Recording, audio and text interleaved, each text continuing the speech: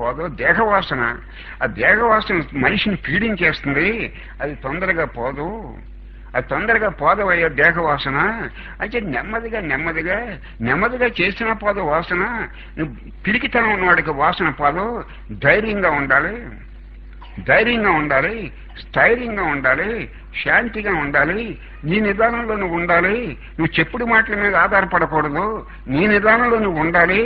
భగవంతుడు ఏ మాట అయితే చెప్పాడో ఆ మాటనే ప్రమాణంగా పెట్టుకోవాలి. కానీ అంతేగాని నీ మనసు చెప్పిన మాట నువ్వు ప్రమాణంగా పెట్టుకోకూడదు. అలాగా ప్రమాణంగా పెట్టుకుని ధైర్యంగా శాంతిగా నువ్వు అలా పోరాడుతా అంటే, నీ వాసనతో నువ్వు పోరాడుతా అంటే, అలాగ పోరాడగా ఆత్మ ఏంటి, ఈశ్వరుడు ఏంటి నీ మనస్సు నిలబెట్టి ఏదో ఒక అవతార పురుషుడి మీద కానీ, అది చైతన్యం మీద కానీ, ఒక ఆత్మ మీద కానీ నీ మనస్సు నిరంతరం అట్లా నిలబెడితే, అలా నిలబెట్టి ఉంచగా ఇతర విషయాలు చింతటం, ఆత్మచింతన తప్పించి దైవ చింతన తప్పించి ఇతర విషయాలను చింతించకుండా నువ్వు ఆపు చేయగలిగితే అప్పుడు పోయా నీకు వాసనాక్షయం అన్నాడు అర్జునుడితో కృష్ణుడు.